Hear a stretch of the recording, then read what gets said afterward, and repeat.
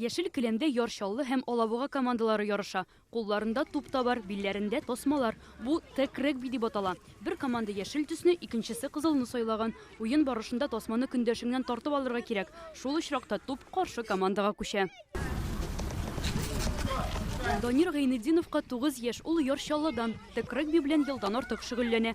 3 ай буе һәр иртә йөгергән, күнегүләр ясаган. Ярышанда катнашып, физкультураны тагын котырак ярата башладым. Дусларым күбәйде. Командада 5 кеше көч сынаша. Ярты ел уйным монда минем бар дусларым. Әлеге спорт түрі 19 гасырда Англиядә барлыкка килә. Хәзер ул бездә дә киң тарала. Баламның шушы уен төрі белән шөгыльләнә башлагач,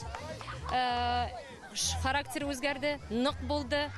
Аннары менә үзен-үзе кулда тотырга өйрәнде. Яшь спортчыларның уенын карарга Стрела Акбарс регби клубы уенчылары Олег Киносян белән Таһир Гаджиев килде. Апрель ахырында алар Россия суперкубогын яулады. Это большой вклад для развития республиканского регби. Республикада регби уенын популярлаштыру өчен бу бик яхшы усул.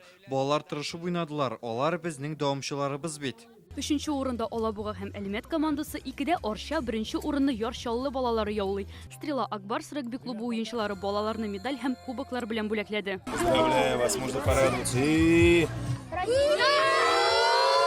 Бүген җиңү яулаган командалар Татарстан данын июнь айында бөтен Россия ярышларында яклый. Анда 20 төбәктән 50 команда көч сынашачак.